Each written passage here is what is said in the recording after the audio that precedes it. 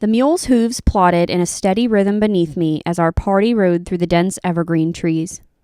We'd been in the backcountry of southern Oregon for weeks now, searching for a supposed gold mine that either really didn't want to be found or simply didn't exist. Personally, I was starting to believe the latter, though for the sake of everyone's morale, I'd kept that thought to myself. Warm sun rays beamed through the thick canopy overhead, bathing everything in a green-gold light. Insects buzzed lightly in my ears. Their droning lullaby, paired with the stodgy tread of hooves and the warmth of the day, was enough to make my eyes grow heavy. It had been a long night at camp. A persistent bear that had been trying to break into our provisions had the mules stirred up and anxious, and it hadn't done us any favors in getting a good night's sleep either. With no warning, my balance suddenly gave out and I pitched forward. Scrambling, my eyes shot open and I grabbed the mare's mane to get settled back in the saddle. She had stopped suddenly for some reason, and in my half-asleep state, I'd nearly gone over her shoulder. Blinking to get my wits about me, I looked around and my stomach lurched. She had stopped because we'd nearly stepped off the edge of a cliff. I gave her an appreciative pat. Good catch, old girl. I got a twitched ear and a huffed sigh in response. I looked around for the rest of the party, quickly spotting them several yards up the trail. We'd been lagging behind and they must not have noticed. Gathering up my reins, I sat up straighter and began to guide my mule to turn around, when a sudden distant flash caught my eye. I looked around, squinting through the trees. At first, I thought my tired eyes were playing tricks on me as a large expanse of blue came into focus. But no, several blinks and a shake of my head, and it was still there. A beautiful, clear blue lake, stretching out before me. The water was a deep blue and reflected the fluffy clouds above and the surrounding mountain walls like the clearest glass. I couldn't help but stare in wonder. "Hey," I shouted up the trail. "Come back here. Come and look at this incredible lake." I'm Christiana. And I'm Bree. And I'm Allie. Settle in and prepare to discover something breathtaking. Because you're about to hear something strange. Welcome to episode 53, The Strange History of Crater Lake. Yay. Yay! Welcome to Allie from Happy Labrador Studios, who has come on with us again today. She's been on a couple of our episodes before. We're very excited to have you. Thank you. And a huge shout out to everyone who voted in the Instagram poll. You guys wanted to hear about Crater Lake, so here we are. Roxy has big feelings about it. Roxy has very big feelings. She does not want to hear about Crater Lake. She's like, I don't like water. That's true. She says, don't put me on a boat. We tried that once. She was not a happy camper. You really wouldn't like this water, Roxy. So just a quick single trigger warning here. I'm not going to get into anything gory, but there is discussion of a helicopter crash in this one and plane crashes. Like I said, kind of brief overview of them, nothing too gory. I also wanted to give a little disclaimer here right at the beginning. A huge chunk of the information I got for this script came directly from my personal experience and visit to Crater Lake National Park. In particular, the trolley tour that you can take around the rim of the caldera. Trolleys. This one's pretty flat, so that's what they want you to think. Shout out to the tour guide and driver. Their names were Terry and Brian, and they were absolutely amazing. They were a wealth of information. I highly recommend, if you guys ever get out to Crater Lake, listeners and fellow recorders, definitely take the tour because it is you learn so much, and it's a really, really good time. Do you guys know anything about Crater Lake? I don't think either of you have visited there before, correct? I don't. I've heard of it. I don't know too much of it. I know there's like a theory that it was like an asteroid that formed it, or like a meteor crash or something. I've heard like a rumor or something like that. And of course I know about the old man. Okay. Yep. We're definitely going to talk about the old man. Mm-hmm. It was the Fae. It was the Fae. Yeah. No, I know nothing about this. So this is going to be fun. This is going to be a pretty light episode. You say that. You say that. We'll see how it goes. So I'm just going to talk a little bit about Crater Lake here.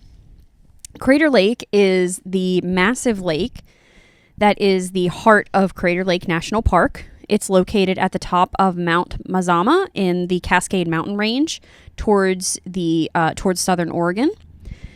The park itself is very, very remote. There is a lodge there where you can stay. I did not stay there. A gift shop, cafe, and a national park like ranger station there. I love gift shops. Yes. It's like a big kind of like combination gift shop cafe so that like you can have food while you're there. That's pretty much it. It's pretty out there. The lake itself is pretty circular. It's not like jagged around the edges or anything. It is in a caldera. It's almost like it's in a crater. It's almost like it's in a crater. And it is surrounded by thick green forest. It's known for its extremely beautiful and clear blue water. And I'm saying this like this is my own remembrance of this. It is genuinely it's not like the tropical blue that you see in like the Caribbean Ocean, but it is the deepest, beautiful royal blue water. I mean, it looks like it's out of a storybook. It's beautiful. And it's entirely natural that way. There's no additives or anything. That's just how the water is. It's also known for being the deepest lake in the United States, the second deepest lake in North America, and the seventh deepest lake in the entire world. That's wild. It is huge. It is very, very deep. The deepest part of the lake is 1,943 feet deep, which is over half a mile. Wow. So it is extremely, extremely deep. It's a well-known feature of the lake is the little island that lays towards one end called Wizard Island, and we'll talk about that too. Yeah. Do you know about Wizard Island, Allie? Are there wizards? Alas, no wizards. I mean, maybe there are. I don't know. That's false advertising. We'll talk about it. So we'll get there. Don't you worry. Put a pin in it. So Crater Lake was formed via a volcanic eruption nearly 8,000 years ago. And it's not actually a crater. It is a caldera. And that was created when the top of the volcano blew off.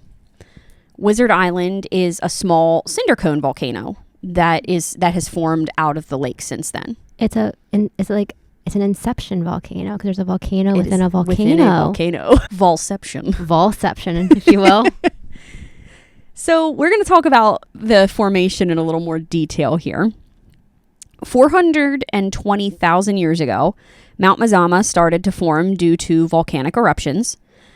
These continuous eruptions caused the mountain to grow and grow and grow until it reached 12,000 feet at its peak.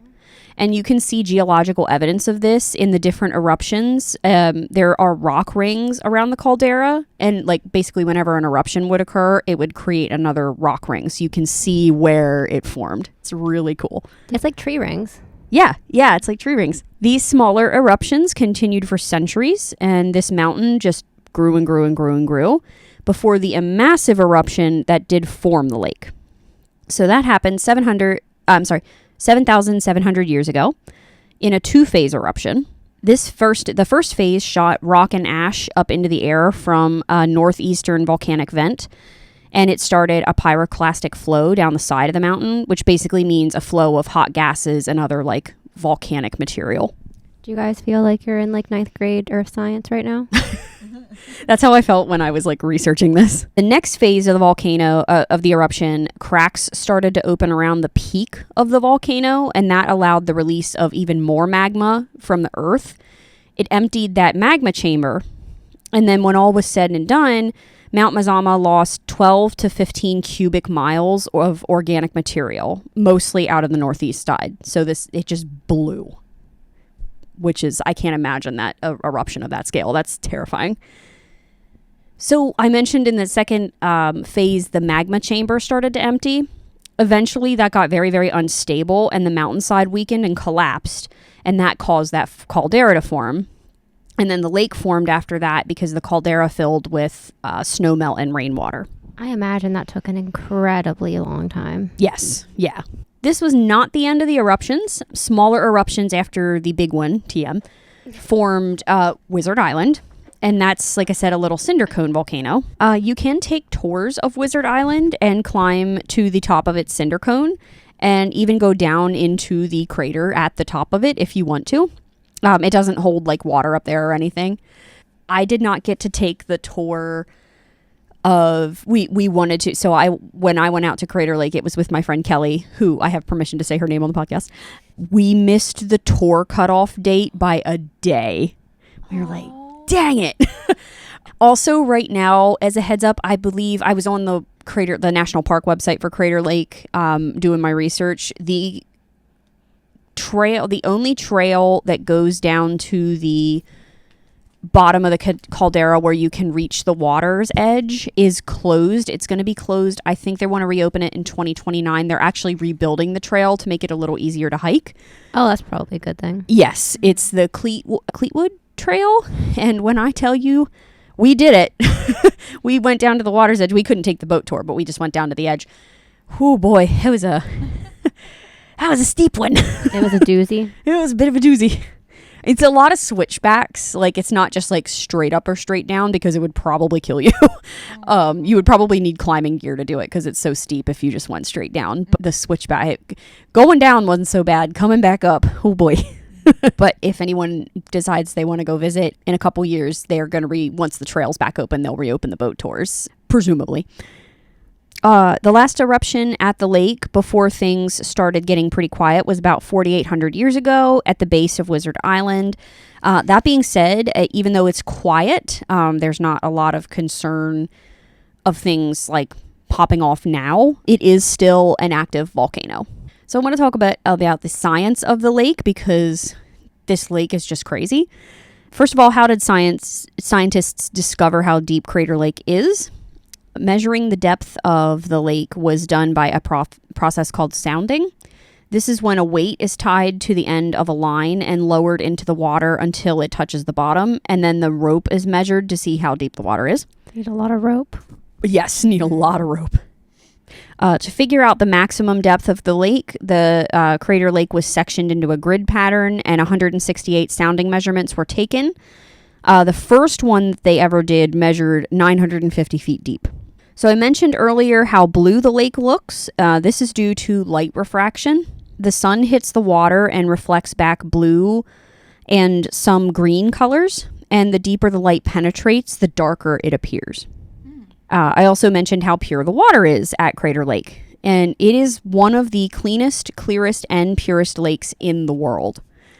Water clarity is measured using a device called a Secchi disc. The disc is lowered into the water with a rope until it can't be seen anymore, and then raised until it can be seen. The rope is then marked and measured to determine how clear the water is. The deepest the Secchi disc could be seen in Crater Lake was 144 feet deep. You could still see it that deep. In August of 1988, a one-man submersible was used to study the bottom of Crater Lake, and according to the tour guides on the trolley tour I took, the sub had a flag attached to a rope that ran to the surface, so there was like a surface crew. I'm assuming they were in like a boat, and that like the flag was tied to that rope about 10 feet above the sub, and then the boat crew could see that flag coming up through the water, and they'd say, oh, the sub is coming up soon. It was kind of their warning signal. According to the trolley tour, at one point, the submersible pilot got to the deepest part of the lake and turned everything off. He turned all the lights off, and he looked up and he could still see the flag, like wow, the shadow of it waving. The story's a little bit different. According to Crater Lake Institute, pilot of the submarine was at 1,200 feet deep, and when he turned the power off, and he could still make out the light filtering through to him. So either way, you're really, really deep, and you can still see daylight. I have the Yellow Submarine song by the Beatles in Yes. my head right now. Also, for me, the idea of going into a submarine in the first place is terrifying. You're just sitting under half a mile of water with all the lights off. No, thank you. Allie says no. Yeah, no, I don't do submarines. You don't live in a Yellow Submarine?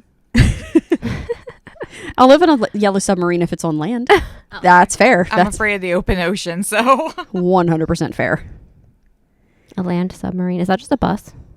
Yeah, probably. Another example of how pure this water is. So I said you can take boat tours out to Wizard Island. I think they do boat tours, or at least they used to do boat tours of the lake.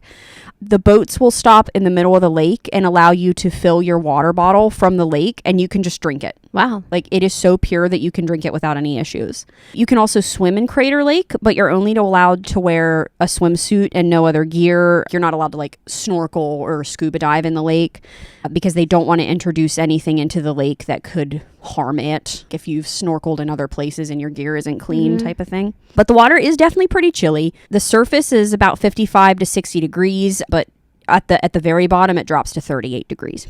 So at this point you might be wondering, how does the lake maintain its water level? Because unlike other lakes, there is no stream or river or other water source that flows into or from this lake. Despite heavy rain and snow melt, the lake level very rarely varies. It's consistently within 3 to 4 feet of normal at all times. And this is due to a feature of the caldera called the Palisades. These are cliffs covered in green moss where a glacier created very loose rock and gravel. If the water rises high enough, it seeps through this gravel area. Trolley Tour said about 2 million gallons per hour, and that keeps the lake level. We're not really sure where the water goes. There's one theory that believes the water could be draining into an aquifer or an old underground magma chamber. A more widespread theory is the drained water forms all the rivers nearby. There is a hitch to this theory because the nearby river water doesn't match the lake water. Like when they've looked at it, presumably under a microscope and done other tests, the two different types of water don't match. And their thoughts there is that it could be that the filtration process changes the water. It goes to a magical land underneath the lake. Yeah. Are there any reports of cryptid critters in the lake besides the old man? I believe there are stories of, I didn't go too deep into this because I was already... Was that a pun? 10, yeah. I was already low-key 10 pages into my script. I don't think they're super common. They're just rare. Also, I know the old man is not a cryptid. We'll talk about it. They're just chilling. They come up once in a while. There are... they put the brush and logs into piles that are called Sasquatch dens. I love that. So I think Bigfoot would probably love it there. This is probably going to be Bigfoot's vacation home. Maybe. Is there any are there fish? We'll talk about it. Sorry. No, it's okay.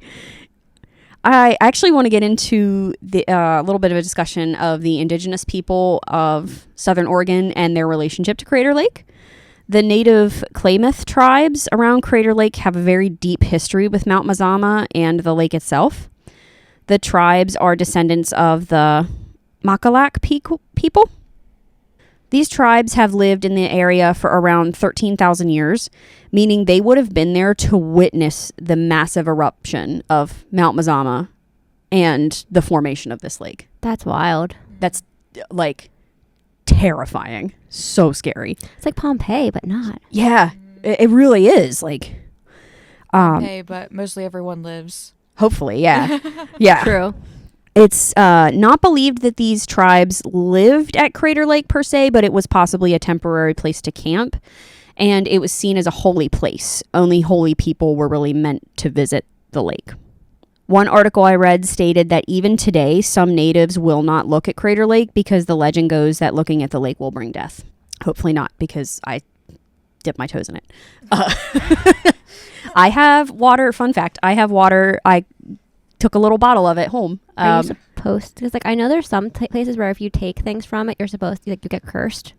I didn't hear anything about that. So if looking at it means death, does that mean dipping your toes in is a baptism of death? Maybe.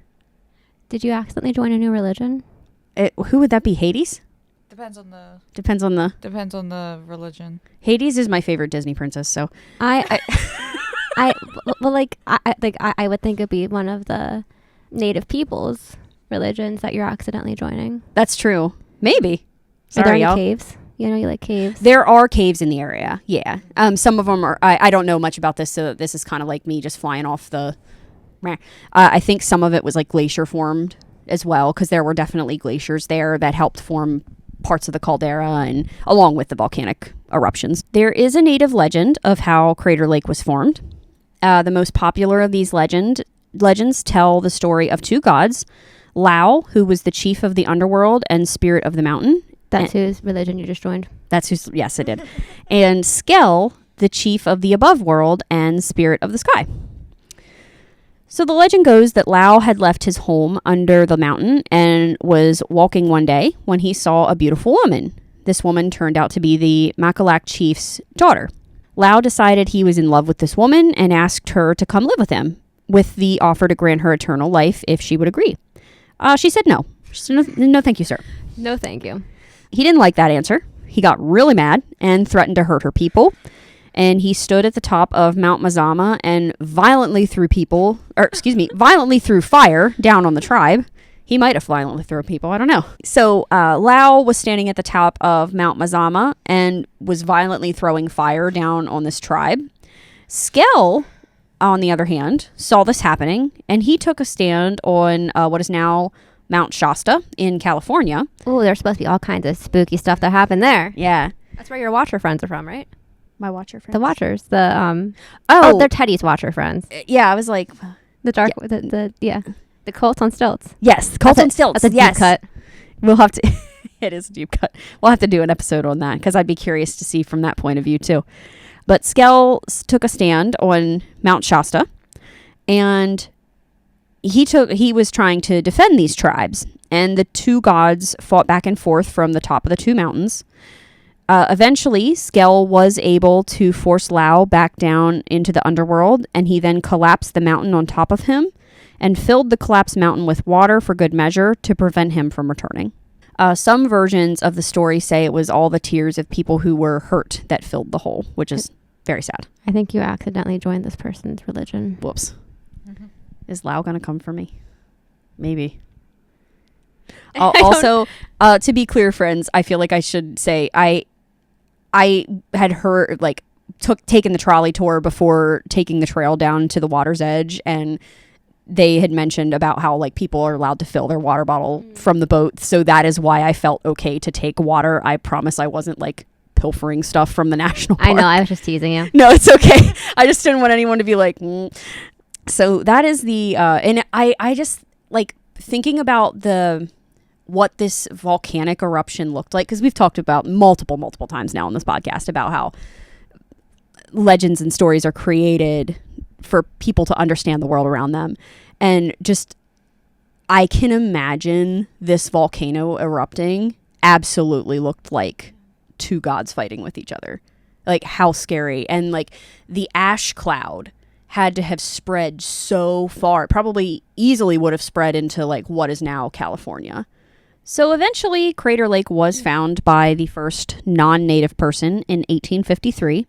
This was during the gold rush, and the story that I told in the beginning is kind of a whimsied version of this. That they actually said on the trolley tour, a gentleman that we're about to talk about was riding his mule and fell asleep on top while he was riding, and the mule stopped at a cliff face, and that's when he discovered. I don't know how 100% true that is, but it was true that John Hillman and a group of men were searching the wilds of Oregon for a lost gold mine during the gold rush of 53.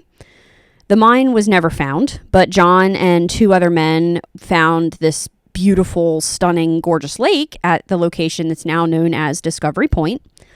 And they were amazed at how blue the water was. And one of the miners aptly named it Deep Blue Lake. They did spread the word of their beautiful discovery, but the long trip back, the long trip to get there and, like, the lack of gold prospects led to the lake essentially being forgotten about for the time being, except for by the people who, like, actually live there. Just under a decade later, another group of prospectors traversed the Cascade Mountain Range and, quote-unquote, rediscovered the lake. And one of these men wrote a short description of the lake that was later published in a newspaper. And this was the first written account of what would become Crater Lake.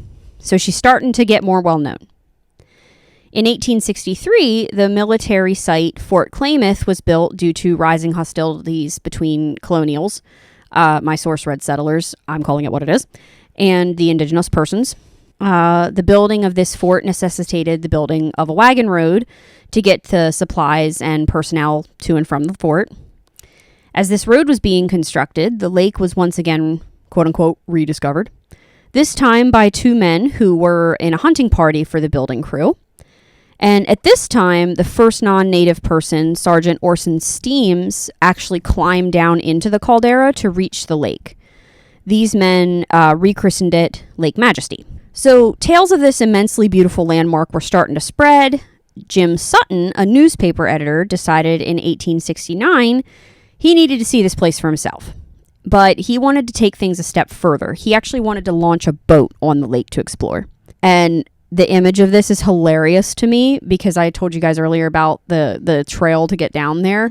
They would have had no trail. So, like, how they managed this without killing themselves is beyond me. They just like got in the. You've seen the Princess Diaries, Yes. where they like go down the stairs and Yeah, on the on the mattress. They just mattress surf the They caldera. just mattress. They mattress surf the caldera. They did. That's just what happened. That's canon now. Sutton and his crew were the first white explorers to reach the small island on the lake. I specify white explorers because it's not sure if the indigenous peoples had visited the island. There's no documentation of it saying whether they had or had not. That doesn't mean they hadn't.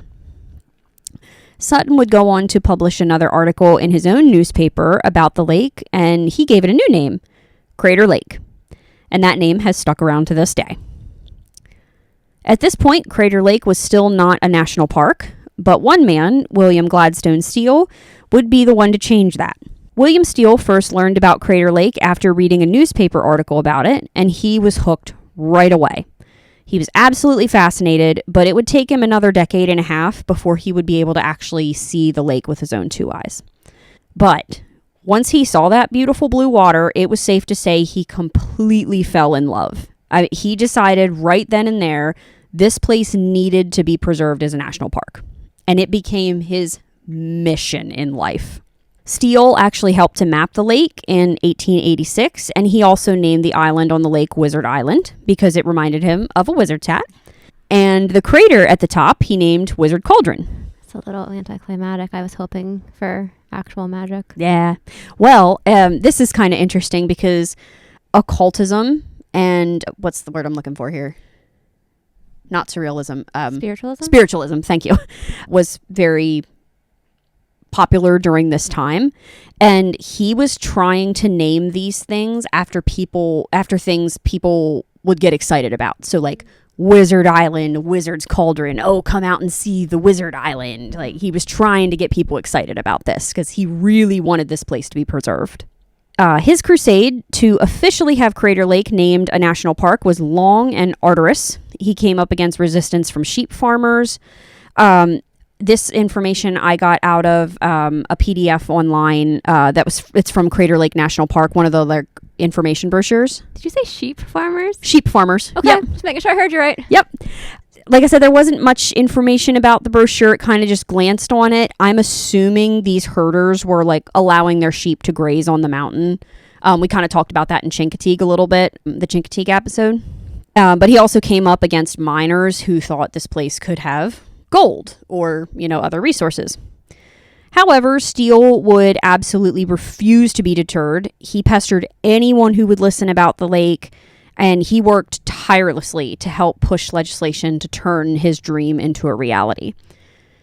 It took him 17 years of hard work, but eventually Steele's persistence paid off, and Teddy Roosevelt, president at the time, finally declared Crater Lake the USA's sixth national park on May 22nd of 1902. So you asked about fish earlier. It could be argued that if it weren't for William Steele, Crater Lake National Park wouldn't exist. He did, unfortunately, however, make a crucial mistake in his efforts that scientists are still fighting to correct to this day. Any guesses, friends? I already saw the thing. Okay. He introduced an invasive species by accident. Yep, pretty much. Part of trying to make the lake into a national park was to make it into a recreational lake. Again, trying to draw in visitors. So what do you do in a lake? You fish. However, there was a problem. Crater Lake didn't have any fish in it. There were no natural fish in this lake, or native fish in this lake. Probably because it was made of rainwater and snowmelt versus an outside water source. Steele thought, I'll fix this by simply just throwing some fish in there, which he started doing in 1888. Fish stocking did continue up into 1941, so this continued for a while. But there was another problem, because the fish died really fast. They had nothing to eat. So there was no vegetation either. Yeah, not really. There was just nothing for them. So what do you do then? You stock the lake with fish food. Crayfish were stocked for fish to eat, and they thrived. What do crayfish eat?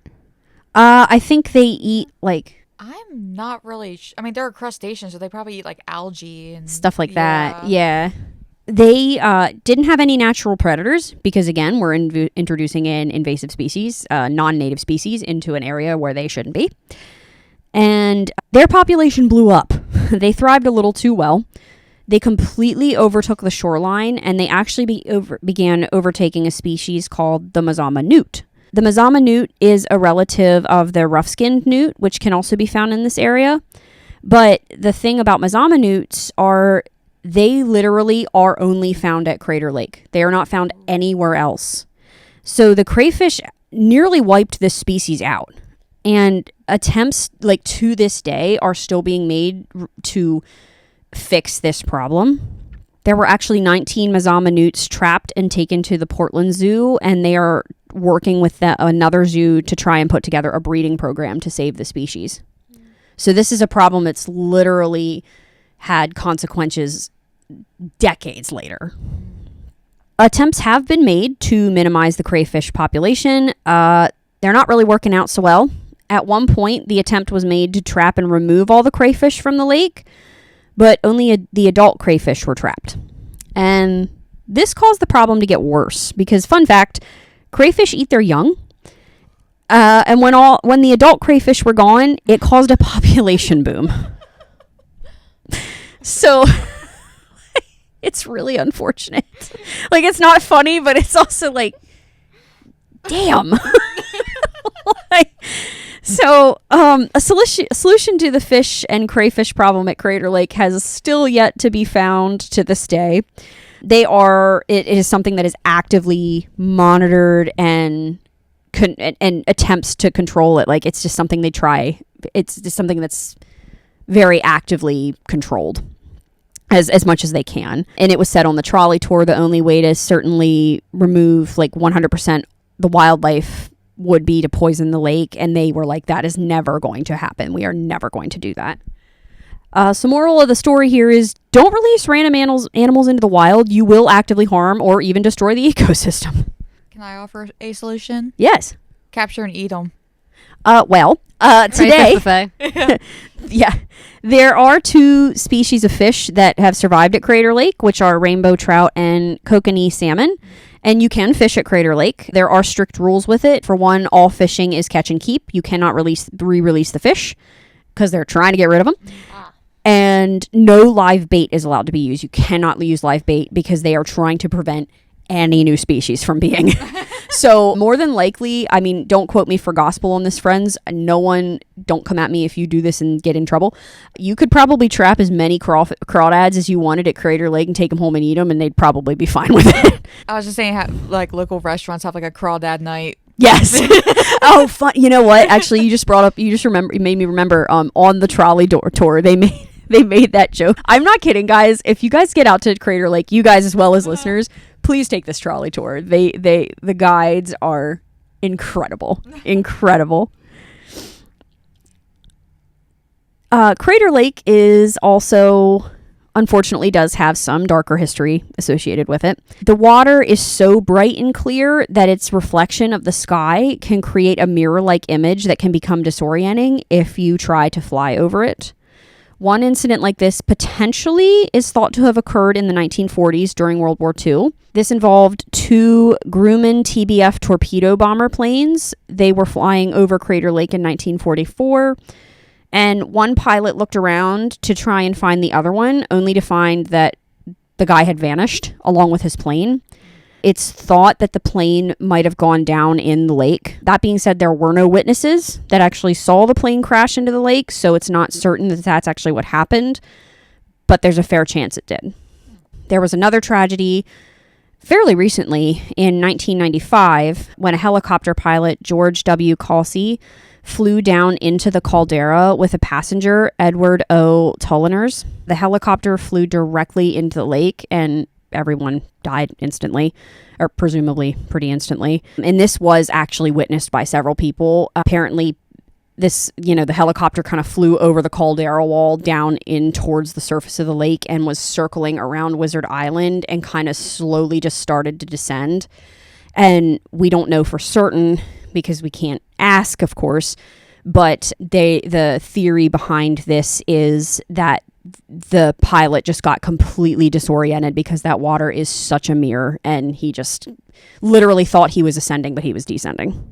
The crash did create an oil slick from the jet fuel aboard the craft. Thankfully, that is no longer harming the ecosystem. There was no recovery. The parts, and I believe I was reading, they have done like sonar or like scans of the lake to try and find parts, and I think it just like they can't even find parts of the craft. Like, it's just gone. So do not fly over Crater Lake. Also, as I was researching that section, do not put drones in the sky. It is a no-fly zone, so do not put drones out there either. You will get in trouble. So we're going to get to what is my favorite part of this episode, and this is a good wrap-up here. Some of you listening to this may have been waiting impatiently for me to talk about one of the most famous pieces of Crater Lake lore, which is the Old Man of the Lake. He is also known as the Keeper of the Lake. And what is he? He's a 30-foot long mountain hemlock tree log that free floats around the lake. What's so special about a log floating in the lake? He bobs around vertically like a cork rather than horizontally. Yes. I was literally just about to go yeet. Like, he just bobs around, just vertically floating along the lake. Nothing has been found on the bottom of this log that would cause it to float vertically like this. It's not like, as far as they can tell, that he's heavier on one side or the other. The top part of the log sticks up about 4 feet above the water, 3 to 4 feet. And why does he float vertically? Not a clue. There are theories. Some have thought that the wood has increased in density at the bottom due to being underwater for so long in that cold water. Some think there might be like a root structure that had started to form at the base that would make it heavier, that makes him float like that. Some think it has to do with the moss growing on the sides of the log, but we really just don't know. We have no idea. What we do know is his age. Scientists have carbon dated the old man to be over 450 years old. In 1986, geologist Joseph Diller discovered this strange old log. And later, in 1938, naturalist John Doerr tracked him for 3 months straight in the summer. His findings showed that the old man would travel around the lake, and he reached a distance of 62 miles by the end of the 3 months. And sometimes it did appear that he was floating against the wind. So he literally just does whatever he wants. He's a whole vibe. I love him. I love him. On boat tours of the island, they don't do this anymore, but I actually have a postcard that has a picture of this. Rangers used to pull up next to the old man if they found him, and they would get out of the boat and actually like stand on him for people to take pictures. I do have a picture of this on a postcard. It's pretty cool. So it's all fun and games until you try to mess with him. Don't mess with the old man. Earlier, I talked about the submersible that was brought to the lake in the late 80s to explore the bottom. And when they brought this submersible in, the researchers were concerned about their safety as well as the safety of the old man, because if they were cruising around in this sub and they hit him, that could be a problem for everyone involved. So to try and avoid this, they tied the old man to the bank of Wizard Island just so the researchers could move forward with their dive. The old man did not appreciate this. He said, no, thank you. So very soon after this, like almost immediately, a major storm blew in that made conditions literally impossible to launch the submarine. It completely delayed this scientific investigation. Like they couldn't do anything.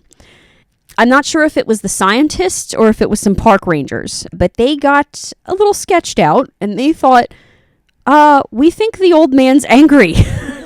So, and I don't know exactly when this happened, but I'm going to tell the whimsified version of the story because I would like to believe. Under cover of night, these rangers snuck down to the bank of Wizard Island and they untied him because they were like, this dude's mad. So they untied him. They released him back into his home, and almost immediately after, once he was released, the storm blew out and the submersible was able to make its trip. No problems. So what you're saying is he's basically like the toddler of the lake. He is. He's the guardian of the lake. He does Like, what he wants, and if you try to like force him into one space, he just throws a huge tantrum. he is going to pitch a fit of weatherly proportions. Magic. He's like the fish in Lilo the and fish Stitch. that controls the weather. Pudge controls the Pudge, weather. yeah. It's like Pudge. He is. I did not, alas, get to see the old man. We tried. We literally just drove around the rim of the caldera, looking down in, trying to see him, and we didn't see him. But he did not bless us with his presence. But I love him. I'm actually, if for anyone who's actually watching this episode on YouTube instead of listening, I'm going to lean towards the camera here. You can actually see I bought this shirt at Crater Lake. There we go. And it's a picture of the old man, and it says, "You can't keep a good log down," and you can't, because he will get angry and make a storm happen. So to end this episode, I want to share a fact I found on the National Park Conservation Association website. You could stack the Eiffel Tower. This is a direct quote.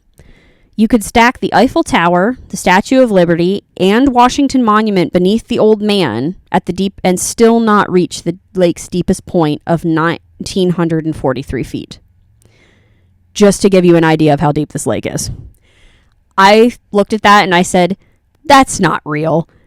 And I Googled it, and I Googled all the heights of these things, and I added them up on my own calculator, and it is correct.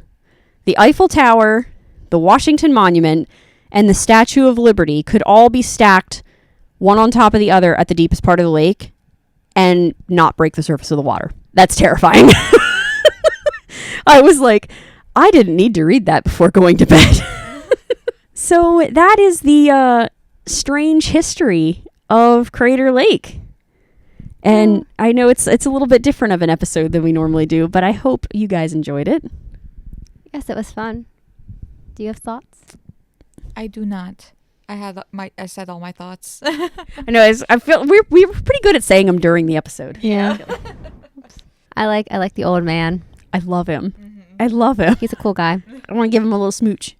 He might not like that. I did hug trees when I was in California. I'm not going to lie. I hugged a lot of redwood trees. I kissed one too. As long as they didn't hug you back, it's probably fine. They didn't. I did not get Dorothea Vozed, thankfully. Did not get. But they probably enjoyed it though. Yeah. They probably loved it. I was like, look at these big old trees. They've been here for freaking hundreds of years. They need a hug. Yeah. I said, this is my tree hugging ass. I'm a druid. It's okay. Should we go on to questions? So what drew you to this topic? So Crater Lake was just such a beautiful place, and I learned so much on the trolley tour that I wanted to just talk about. Like, again, this was a bit of a different episode, but just even how clear the water is and how blue the water is, and like just the basic science behind this lake is weird in a very fun way, and I just wanted to talk about it. Was there anything you wished you could have researched more into? Not necessarily. I do want to go again and check out Wizard Island because I wasn't able to do that the first time, and I feel like that's more research. There you go. I want to go into the crater. What did you find the most strange about this topic? Two things. How clear the water is, because that is just... I saw it with my own two eyes, and I still cannot believe how clear that water is. And the old man. I also have a theory. I think he's Skell. Oh, maybe. Like, he's making sure... Like, he's got to protect the lake. He's got to make sure Lau doesn't come back. That's true. That's why he controls the weather. That's why he controls the weather. Yep. I agree with that. I was like, I'm oh, bored. I'm theorying over here. I'm still stuck on the fact that crawfish eat their young. Fair. That's a very strange fact too. Guys, don't introduce species into the wild that shouldn't be there. It's one of those things where in my mind I'm just sitting there thinking like humans were just like, oh yeah, we came up with a great solution, and then they just realized they just Uno reversed. Yeah. Like it just backfired on them like heavily. I know. I feel bad like for William Steele, because he's probably like, he loved this lake so much. He was so passionate, and he wanted so badly to have this lake preserved, and he's probably just sitting in the afterlife like, ooh. Whoops. Oh no. Whoops. No. It's okay, buddy. It's okay. We didn't understand things back then the way we do now. It's okay. Crawfish they It's an were.